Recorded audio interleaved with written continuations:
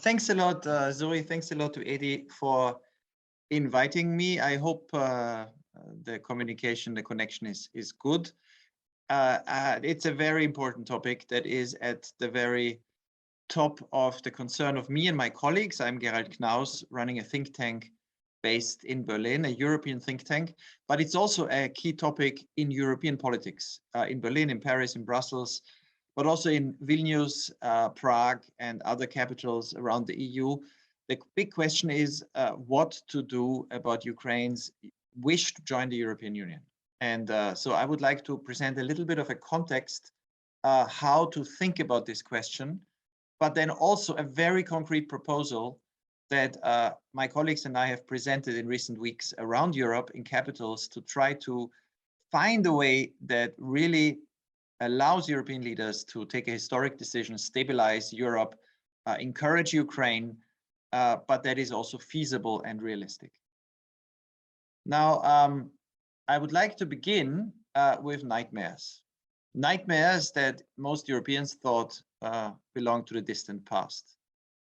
Millions of displaced, that was the situation, of course, in Europe in the 1940s.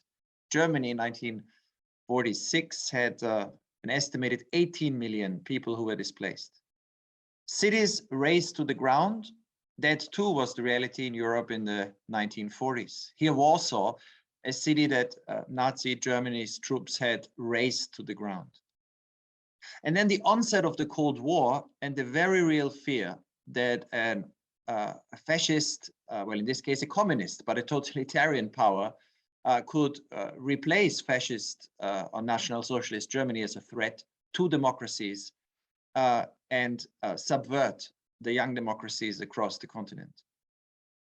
This highlighted the continuing tragedy of what Timothy Snyder, an American historian, has called the tragedy of the Bloodlands, the part of Europe between Hitler and Stalin, between Germany and the Soviet Union, that had suffered immeasurably in those decades, and where those states that aspired to democratic independence were denied that simply by being occupied, democracy subverted and being incorporated by force into the sphere of influence of autocratic or totalitarian neighbors.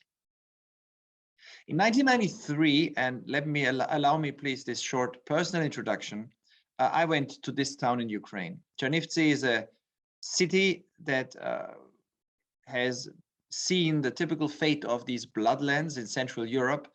It was once the easternmost university in the Austro-Hungarian Empire, a German-speaking university where around 1900, and this is what you see here, the university buildings today. Around 1900, the University of Chernivtsi had half the students speaking German, but they were largely Jewish. It was a multi-ethnic town that belonged to, in the interwar period, to Romania, was then part of the deal between Hitler and Stalin, and Romania occupied it again. The Soviet Union occupied it. It became part of the Soviet Union. And of course, in 1991, part of independent Ukraine. When I went to Chernivtsi in 1993 to teach at that university economics, the city was as beautiful as this picture shows, but it was in a devastating economic crisis. And one of the people whom I met there was this woman, Rosa Zuckermann, who had actually been born just before the First World War and had been a refugee in Vienna in 1914. She was Jewish, and that meant that in the 1940s, when Romanian fascists started deporting the Jews from Transnistria, from Chernivtsi, from the city in Ukraine, to Transnistria, which is today in Moldova, she and her family were deported. She lost her child, she lost her parents, she almost died. Most of the Jews of Chernivtsi were killed by Romanian fascists. In 1991, she was still around to see that her city had joined another country, or without leaving the city, the Soviet Union collapsed and she became a Ukrainian citizen. And she was looking forward to a now very different future. And in 1994, this is a picture I took. I could invite her and her Jewish friend, Lydia Harnik, who had had a similar history, who had also been deported to Transnistria, who had also experienced this disastrous story. I could invite them to Vienna now no longer as refugees, but as tourists. A great film was made on this city in Ukraine and on Rosa Zuckermann. She and another friend of hers, Herr Zwilling, a film that exists in German, but that shows the pessimism of Herr Zwilling, who'd seen all these bad things happening, and the resolute optimism of Rosa Zuckermann, who continued to refuse to believe that things were doomed and who hoped that perhaps her city and Ukraine might have a European future. She died a few years after that. Today, even the worst nightmares of Matthias Zwilling have come true. And Ukraine has been pushed back into that darkest past that I began with, the nightmare of millions of refugees, of cities razed to the ground, and of a fascist power, in this case, Putin's Russia, trying to destroy and occupy and annex an independent democracy. And so what we have now is the biggest refugee crisis since that period in Europe. A circle has closed. Since the 1940s, we are back in that nightmare, as if Ukrainians are not allowed to wake up and get out of the terrible legacy of the bloodlands. And so today, unlike 1994, when Rosa Zuckermann, Lydia Harnik, and so many other Ukrainians came to Vienna as tourists, we once again have tens of thousands of Ukrainian refugees arrive in Vienna. And we have millions of refugees from Ukraine across Europe. Now, this nightmare from which you can't wake up, this pessimism that seems to be always confirmed, this is not something that West Europeans have experienced in recent decades. Not my generation, not the generation of my children. And let me then talk about the two Europes and the border on whose future we are now deciding politically. Because one Europe, of course, that was the hope, was the Europe of the Charter of Paris in 1990. That was the moment when all countries in Europe, including the Soviet Union with Mikhail Gorbachev, agreed on the guidelines how this continent was supposed to be governed. Europe is liberating itself from the legacy of the past, the declaration, the Charter of Paris announced. A new era of democracy, peace, and unity, commitment to democracy, human rights, security for all countries. For a moment, the vision of a transcontinental peace looked real. And indeed, this is how it turned out for some. Western Europe has been at peace. The countries that were lucky to join or be in the European Union or in NATO have enjoyed that promise of the Charter of Paris. The project of peace then expanded and ever more countries joined, while the last armed conflict in Northern Ireland ended in 1998 with the Good Friday Agreement. So this really was a period of peace, prosperity, democracy in this part of Europe. The project of enlargement then is perfectly understandable. More countries in what used to be the bloodlands wanted to join. The Baltic states, the Czech Republic, Slovakia, Bulgaria, Romania, they all saw not only the stability, peace, and consolidation of democracy as an aim, they also saw that this project led to enormous economic convergence. People, countries lived better. And what you see here is Estonia, which in 2001 stood at 47% of the per capita GDP of the European Union, of all today's members at that time. And by 2012, a decade later, had reached 71%. By now, it is close to getting to the EU's average. But you also see the great success of countries like Romania, which in just a decade of trying to move closer to the EU, which it joined in 2007, almost doubled its per capita GDP. So this vision, you join the Union, you become more stable, you leave behind the legacy of nightmares, you consolidate your democracy, and you become more prosperous, obviously was a very powerful one. And Romania was one of these miracles. And I talk about it because Romania is today a neighbor of both Ukraine and Moldova. And if you look across the border into Romania, what you see is something that many citizens in Ukraine and in Moldova want as well. Because, and that's my third part, they were not lucky enough to live in that Europe of peace. they continue to be in what an American, well, no, a British historian in America, Mark Mazova, has called the dark continent, a continent of war, of expulsions, of ethnic crimes, of human rights violations, of dictatorship. In that Europe, we had wars in the Caucasus, on Nagorno-Karabakh, Armenians and Azerbaijanis fighting. We had wars in Abkhazia in Georgia. We had wars in Ossetia. We had wars in Transnistria in 1993. Again, that territory to which Lydia Harneke and Rosa Zuckerman had been deported. We had, of course, the eruption of war in Croatia, the destruction of a whole city, Vukovar, in 1991, the bombing of the tourist town of Dubrovnik.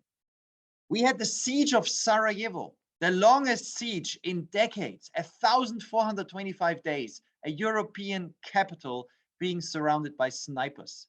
We had genocide in Bosnia in 1995. And in addition to Bosnia, we then had the eruption of war in Kosovo in 1998 with massive fighting by the Serbian militias, and then NATO's declaration of war, or NATO's war against Serbia in 1999. We had fighting throughout the 90s in Southeast Anatolia and Turkey against the PKK by the Turkish military. We had another war in Chechnya, well, a first war in Chechnya in the 90s and another war in 2000. We had a short civil war in Northern Macedonia. We had, of course, the war in Iraq, the massive war in Syria, another war in Georgia in 2008, and renewed fighting in Southeast Anatolia. And then everything went back to Ukraine, the annexation of Crimea, and the eruption of fighting in the Donbass, eastern Ukraine in 2014. So if you look at this, you realize, if you count this, this is almost coming up to 20 wars in 30 years, or 20 confrontations, most of them in European countries. The last, the war in the Donbass, costing 14,000 deaths in just 8 years. And so for this reason, the eruption of massive war, when Russia started invading Ukraine in February, attacking Kyiv, attacking Kharkiv, attacking Odessa, and bombing and attacking and conquering Kherson, and destroying Mariupol, should not have been a surprise. The announced destruction of another nation in February 2022 is in fact not the exception in this part of the world. It is only the biggest, most deadly and most dangerous of all these conflagrations.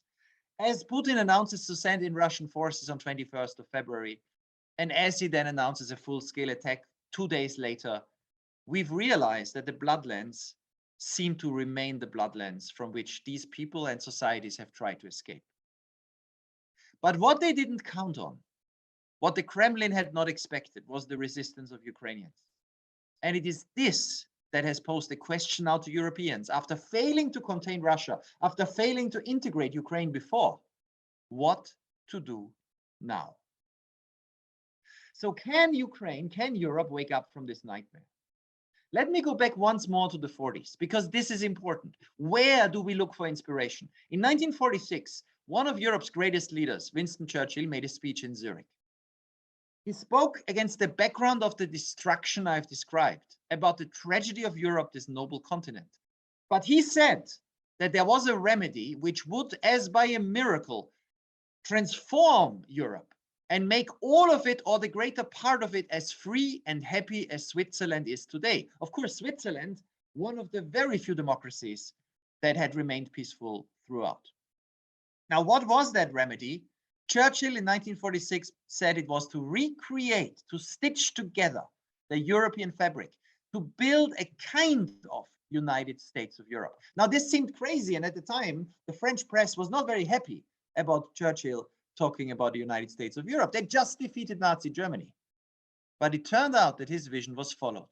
In 1949, the Council of Europe was created, to which Ukraine belongs today, and from which Russia has just been expelled. It has a flag, which has become later the flag of the European Union, and it has a court for human rights. So the vision of defending human rights and democratic peace was incorporated in one institution. But more importantly, French and Belgian leaders and the Benelux and Italy, together with Germany, then proposed a different integration through interests. When Robert Schuman and Jean Monnet in 1950 proposed the coal and steel community, they actually held out a vision of Europe growing together through economic integration. There were rival visions in that period. Stalin's people's democracies, very soon half the continent. Fascist countries remained in Portugal, in Spain. Soon there would be a military coup in Greece. And there were imperial visions of European democracies. Belgium continued to fight to maintain its empire and control of the Congo. The Dutch had a bloody war in Indonesia. The French had a long war in Indochina. The British fought a war against an uprising to keep control of the colony in Cyprus, including the death penalty against many Cypriots.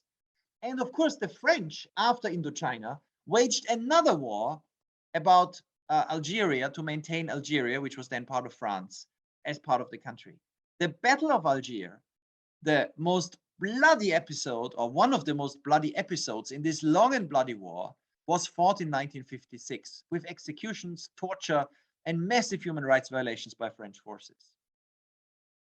But at the same time, while Europeans were fighting colonial wars that they were all losing in the end, at the same time, Monet was at it again. And together with a Belgian politician, Paul-Henri Spaak, they were working with some other European leaders in France and elsewhere on a different vision to take the coal and steel community further. And in 1957, while France was fighting a war in Algeria, 6 countries signed the Treaty of Rome in the Capitolinian Museum on the Capitol Hill in Rome. Now, that Treaty of Rome is magnificent because it is both bold and concrete. The boldness lies in the vision, an ever closer union among the peoples of Europe, not just the 6 that signed it. And the way to get there was by eliminating the barriers that divide Europe. Now, this is a very powerful vision. How do you eliminate the barriers? They resolved to create, to make armed conflict unthinkable through integration, and to create what would become a European economic community. In 1958, it started its life. And in 1992, it didn't die, but it transformed itself into what became then the European Union. Now, the European economic community survived the French Fourth Republic, which collapsed soon after. It survived the French and many other empires. It is still there. It is one of the boldest and most realistic visions. And it is what should guide us at this moment of decision in 2022. So let me go to the present and what to do about Ukraine today. Against the background of another massive war, Ukraine applied in early March this year to join the European Union. And if we look at this history, this vision of a Europe of peace and a Europe of war, it is clear why Ukrainians decide that they want to fight and win this war, not to remain trapped in the bloodlands, not to remain in the geopolitical no man's land, but to join that democratic, prosperous, and peaceful Europe that has so far eluded them. So Ukraine applied. The Commission came and gave a lot of questions, which are the bureaucratic process. Ukraine answered these questions in 7 days. But what now? At the same time, this country, and here we see the foreign minister of Moldova, a few weeks ago when I visited Moldova on a trip to find out what was going on, the foreign minister of Moldova, Nicu Popescu, also his administration filled out the questions because they too had applied. They too, as neighbor of Romania, as a European democracy, wanted to escape from the geopolitical no man's land and join the European Union. Now here you see that river, and here we are back at Chernivtsi in the very upper corner, that city of Rosa Zuckerman and where I spent a year. Chernivtsi lies on a river, the Prut, which then forms the border between Romania and Moldova. Now that river is the border today of NATO and the European Union. And the big question is whether Central Europe will be reunified, whether Churchill's Zurich vision of a Europe of peace by building a kind of United States of Europe also applies to the countries on the other side of that river, the Prut. Now, Moldova also faces a perfect storm. It needs a good, strong, constructive answer. It has, when I was there, more than 90,000 refugees, 3.7% of its population. Here is the head of the Moldovan border guards, who was describing how Moldova tried to keep control with very limited resources of its borders. And here they are, the foreign minister of Moldova and the foreign minister of Ukraine. They are pushing the European Union, and they were invited also to the G7 summit a few weeks ago in Hanover. They are pushing them to take them in, to give a constructive answer to their request. But what will the Commission do? Commission President von der Leyen has indicated that she views Ukraine's application with great sympathy. So the Commission can recommend, and we will see very soon what it will recommend, what to do. But the Council, this is where the decision will be taken, are the 27 member states, and they are divided. There is a group of pro-Ukraine member states that wants to give Ukraine candidate status for accession now. There is another group that says, well, wait, there are other countries that we care about even more, or that we should care at least as much, and they are further along the process in the Balkans.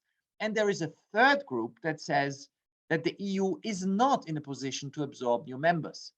This group includes at least the Netherlands and France, but also a lot of people in Germany.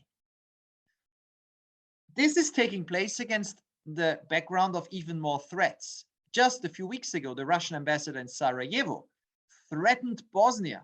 If Bosnia decides to be a member of anything, we have shown in Ukraine what can be expected, and we will respond. And this is why many European countries say, well, we need a response to Ukraine. We also need a response to the Balkans. So what can be the way forward?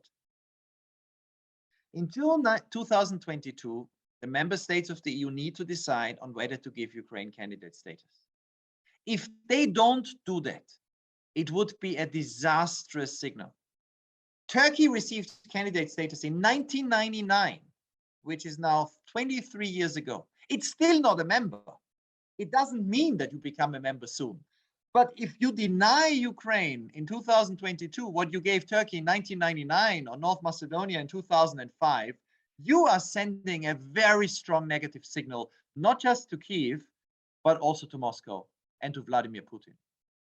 But if candidate status is given in June, what then?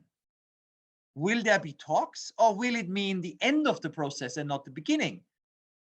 The risk is, and this is what happened to North Macedonia, which received candidate status in 2005 and is still not leading negotiations on joining, which is now 18, soon 18 years later. Now, North Macedonia does not start accession talks. Ukraine and its friends say we should start accession talks.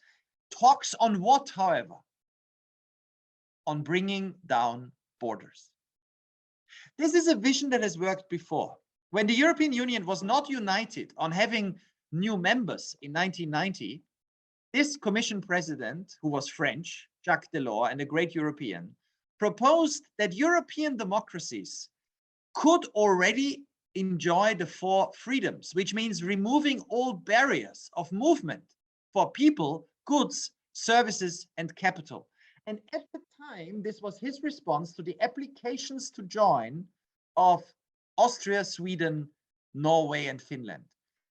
The EU at that time wasn't ready right away to have them join, but it didn't let them wait either. It said, let's negotiate a treaty that gives you the guarantee that you are fully part of the 4 freedoms of this European area without barriers, and then you can join the European Union when we are ready afterwards, which is, of course, what happened. This was the Finnish, Austrian, Swedish road to the EU. Norway, in the end, decided it didn't want to join the EU, but being in the single market was such a big advantage that Norway continued to remain and also enjoys a Europe without barriers. So this is a vision that was tried before. And this could be and should be tried again. A 2-step integration process. Offer Ukraine candidate status in June, and then start talks on full access to the single market and the 4 freedoms as well. This means that Ukraine would not wait around for years with uncertainty. It wouldn't be purely symbolic, but it also allows the EU more time to figure out how it needs to reform itself to accept new members. This will take a few years to join the single market. There will be reforms, but a few years does not mean a few decades. This could be done in 3, 4, at most 5 years. This was done in those periods by countries like Romania, the Baltic states, or Slovakia. So this is realistic. And it would give a very strong signal to Ukrainians and to business that very soon they will enjoy the 4 freedoms, and to Ukrainian refugees that they will never lose the right to come to Europe and work, which would be a very powerful signal to Ukrainians today. But how do you make this promise serious and credible? And how do you do it now?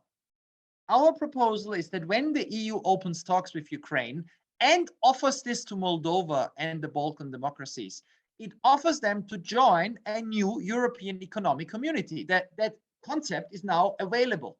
It was a great success. It no longer exists. Let's recreate it. So you sign a second Treaty of Rome that sets out that any democracy that meets the criteria and meets the conditions to join the single market and remains a democracy, meeting the Copenhagen criteria of human rights and the rule of law, will then automatically, after one single new vote in the Council, become a member of this European Economic Community. So today, the European Union says, we want you as a member of this community soon. And already there is interest, not just in Ukraine. This was from the Chamber of Commerce of Serbia a few weeks ago, when the Chamber of Commerce of the biggest country in the Balkans said, the European Union needs to offer a new way through the creation of a European Economic Community, introducing all countries of our region into the single market as the first step towards EU membership. So Europe and Ukraine in 2030, we don't know what it will look like. But what we do know is that Zurich 46, what Churchill outlined, a kind of United States of Europe, could and should again become a vision for the whole continent. And the way to make this possible, the way to send the signal to everyone that Churchill's vision remains alive, is to bring in Ukraine and Moldova now into a Europe where barriers are being removed. Because the alternative is this awful map being filled with more crosses and more red dots, with more wars and more refugees erupting. This is the experience of the last 30 years. It is the nightmare from which Ukrainians, Moldovans, and others want to wake up. Rome 57 was a bold vision, but it was a robust vision. It was realistic. It stood the test of time. It is still alive. It should be repeated. And the Czech presidency in 2022, starting at the 1st of July, would be perfectly placed to pull it off, to lead the negotiations on such a second Treaty of Rome, because the Czech Republic, of course, is one of those success stories of democratic consolidation in what used to be the bloodlands of peace and prosperity as part of a Europe without borders. If you want to know more on our proposal, here is our website. You find more, some of my colleagues and myself advocating around Europe for these ideas. And now I look forward to your questions and the discussion. Thank you so much for that. Very interesting proposals. I already have a few follow-up questions that I'd like to ask you, and of course others are very welcome to ask as well, but I will start because your proposal reminds me a little bit of what Macron has been saying, I think, on Europe Day, 9th of May this year, where he presented the idea of a multi-speed Europe, but this was more of a political community, but also the same idea of integration between European countries in the EU, of course, but also wider, including Ukraine and the Balkans. But he presented this as a value-based project, and which is why he called it a political community. So value-based, but to foster cooperation with security, energy, transport, and so on. So is there, what is your take on this French proposal? And is there anything that's the same, or it's something that's different? Putting that between that and what you think in your proposal? Well, this proposal, we did present it in France. I went to the Quai d'Orsay and I went to the Élysée, the presidency and the foreign ministry. My colleagues and others that we work with also did that in recent weeks. And it is, as I've said, with Schuman and with Delors, a very French idea. But there are three important differences, I think, to the way President Macron presented his vision. I think it would be good for President Macron and France to embrace really the vision of Jacques Delors. What are the differences? First, the European political community he talked to, there was an attempt to create one in 1952 and it failed. It's not a very good example to take the name of something that failed, that didn't work, while what I call the European Economic Community was always a political project. But the reason it worked was because it was ideals linked to material economic interests. And this, of course, was the wisdom of Monnet. He said, we need to start with concrete interests. We need to rebuild Ukraine. We need to link the energy systems together, the transport infrastructure. We need to make it possible for Ukrainian goods to be traded all over Europe without any barriers. We need to make it possible for Ukrainians who look for a job elsewhere in Europe to work there and then go back without problems. And we need to use functional economic links as a way to realize a political vision. So on the name, I mean, it doesn't matter what it's called, that's the matter is the substance, but I would prefer European Economic Community because that is a political vision that worked. That's the second major point. We already have a European political community, which is called the Council of Europe. Ukraine is a member. Moldova is a member. They meet and discuss issues of democracy. They discuss issues of, human rights. They have lots of economic, educational, and other projects. I don't quite see what the value added is of something that is not linked to removing concrete barriers, an economic community, but that is about governments meeting. Ministers of Foreign Affairs in the Council of Europe just met 2 weeks ago, I think, or last week in Turin. They have annual meetings. So that political community of democracies in Europe already exists, right? So I don't quite see, if it's not about economics and not about market integration, what the value added is of what President Macron recommends. The third thing is the question of how is it linked to the vision of becoming a full member? I think one has to be very clear. At this moment, this is not a realistic debate to become a full member because the countries both don't meet the conditions, and more importantly, the EU is not ready. But what Delors outlined in 1990 was not an alternative to full membership, but something that gave countries many of the advantages of full membership and brought them closer. And as we saw, in the end, many of them joined. This is why I think Ukraine needs, like Moldova and like the Balkan countries, to get candidate status for full accession. Then you start accession talks on all the parts of accession that relate to the single market. You have a concrete goal and you make a treaty that you can reach that goal. But once you reach that goal, hopefully the European Union will be in a different position and able to reform itself so that it can also let in new members. But this decision, in any case, will not be taken today. So it's not very useful or constructive to have a discussion today, because if you say now Ukraine will be a full member in 6 years, governments will change. And as we saw with Turkey or Macedonia or Serbia or Montenegro, there is no guarantee ever. Montenegro has been negotiating for this for 10 years and is not closer. So 3 differences. I would prefer the name of something that has worked. I would learn from Delors and Monnet on focusing on the concrete removal of barriers and economic integration. And I would make very sure people understand this not as an alternative, but as a possible step towards eventual full membership.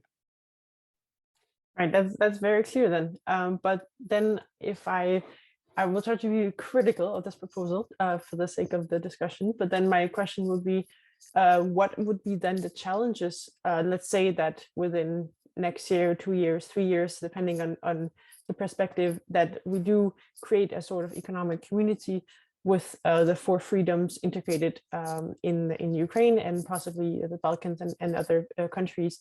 Are there any challenges in terms of the acquis of EU law that obviously are not implemented, of course, in these countries, since they have not at all started accession talks, because all the regulations and all the political changes and policy implications of the single market, there must be a lot of challenges relating to that, I could imagine.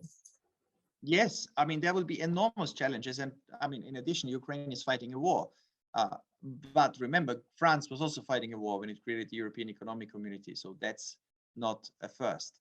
But Ukraine, Moldova, and the Balkan countries would need to carry out massive reforms. Now, some of them they've already done.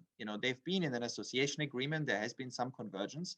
And what we see today in the way Ukraine is able to resist Russia is that it's clearly not a failed state anymore, which it used to be perhaps 20 or 25 years ago. This is a country that has reformed, but it is still far from meeting the standards. All I'm saying is Romania was far from meeting those standards, as was Lithuania or Slovakia when they started the process. And within a few years and credible support and a credible, intense process supported by the European Commission, these countries could meet the conditions. So this is not a political decision to join the European Economic Community. It would involve massive reforms similar to what we have seen with the accession process. I mean, it's the same process really. And if you want to join the EU, you also have to do the same reforms, right? The only difference is that in this process, if you meet those conditions, there will be no veto by the EU or many vetoes because member states say we are not ready to have a new member. Member states say we will be ready to have you as part of the European Economic Community with the 4 freedoms, the other issue we discussed then. So it will require massive reforms, which is a good thing. Those reforms are one of the reasons why there was such an increase in trade, in foreign direct investment, in economic development and prosperity in the Baltic states and Romania. I mean, Moldovans could see the difference when they look across the Prut, the river that separates them from Romania. They could see how even the poorest region of Romania has developed a lot in the last 15 years, while in Moldova, there's been some development, but nothing compared to this. So yes, it would require a lot of changes. These changes would be positive. They would need to be supported by the Commission as they were in the previous accession processes. There would need to be funding to help these countries. But what the reconstruction of Ukraine would then be, would be the rebuilding, or rather the building of a future European member state. Thank you. And then John, go ahead. You had to raise your hand. Yeah, exactly. First of all, thank you very much for your presentation. I very much enjoyed it. One thing that I noticed is like you keep you are reiterating the power of peace through economic integration for the most part, which is, I think, at the core the philosophy of Europe. But like, I was wondering how does the case of Russia fit in there, because it's not in the EU, but it's still highly economically integrated, especially with countries such as Germany, as we can see right now, which is very difficult to untangle that that integration. And now, for instance, a lot of people in Germany, or like the German elite, is being criticized for the naivety of what economic integration can accomplish. And I was wondering, I 100% agree with you that Ukraine should get candidate status, but I was wondering about the mechanism of European integration and economic integration that should foster peace. Right now, we saw that like there was a big or like there's a big obvious case where this didn't work out. So I was wondering, how is EU enlargement different? And is the difference like the institutionalization of Europe, not just the economic integration, if that makes sense? No, totally. And you asked 2 very important questions, which I didn't answer at all yet. So I'm very happy that I can try to do that now. I mean, the first question is, this, of course, is not a process that will stop Russia conquering more cities in Ukraine. That process of stopping the Russian invasion is going to be carried out by Ukrainian soldiers until Russia gives up. And for this, Ukraine needs the support of weapons and the military support that it is getting.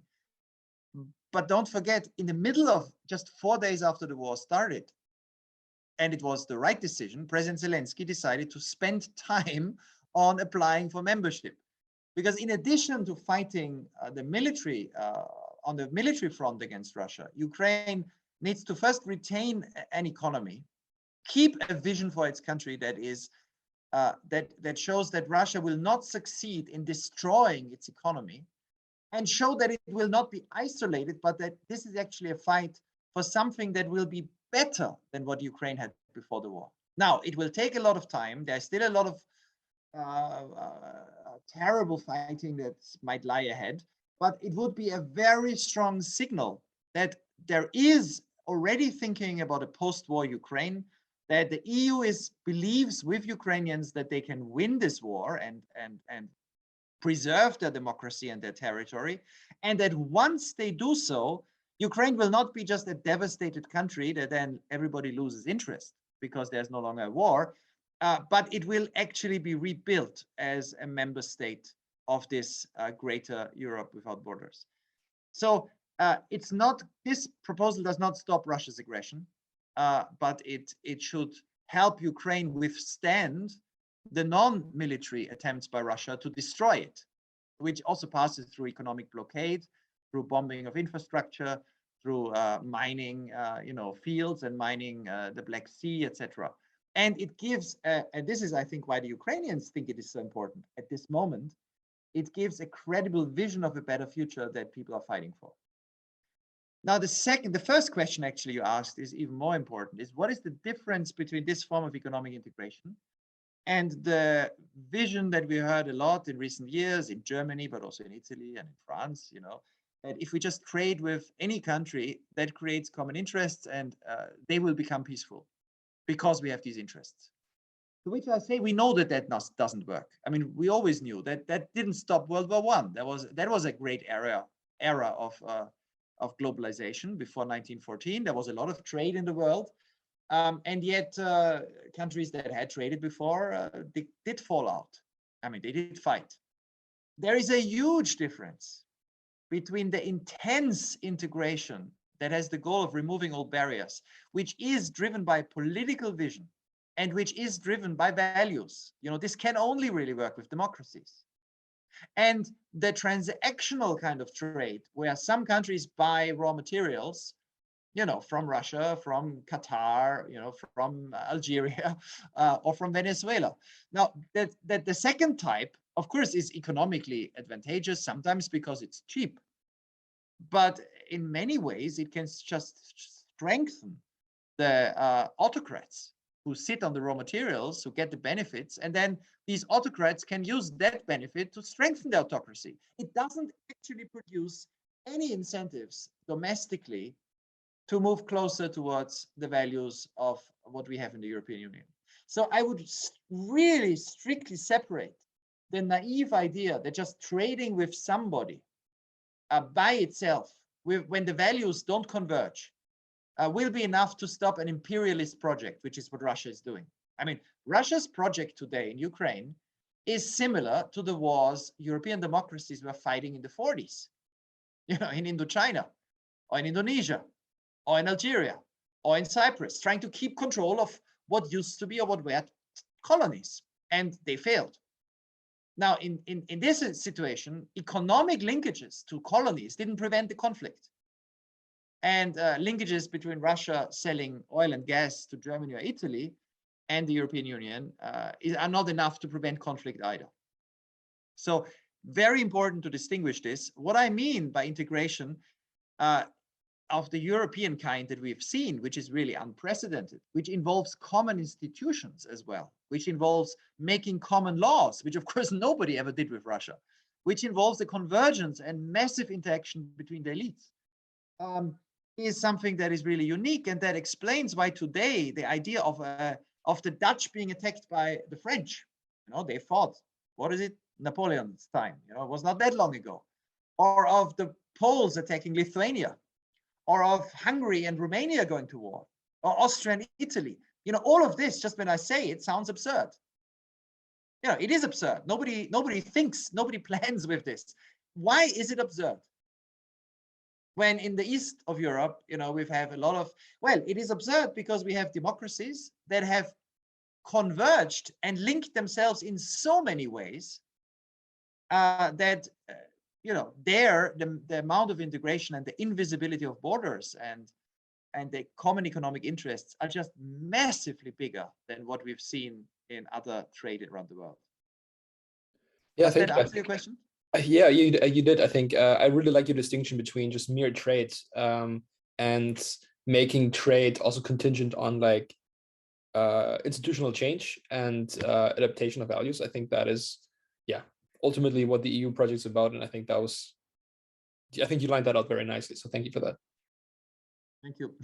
Thank you for helping me, because these are really good questions that people rightly ask. And particularly since in Germany, this question of Wandel through Handel, Wandel durch Handel, well, transformation through trade, really has given a bad name to the idea of economic interdependence.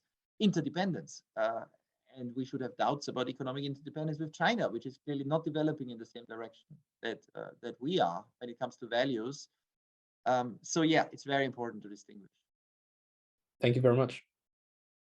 Yeah, and thanks for the question. This will be the end of this discussion. But thank you so much for agreeing to present this proposal and discuss it with us. Best of luck with the advocacy on this. And listen, if you can all help in all where you yes. are, in Denmark or in any other European countries, to say in the next few weeks, let's not make a disastrous mistake and close the door to the aspirations of democratic Moldova and Ukraine. Absolutely. The more people make this argument now, the better. Absolutely. But thank you for all the great work you do with Eddie. Thank you. Bye. Take care. Ciao. Bye.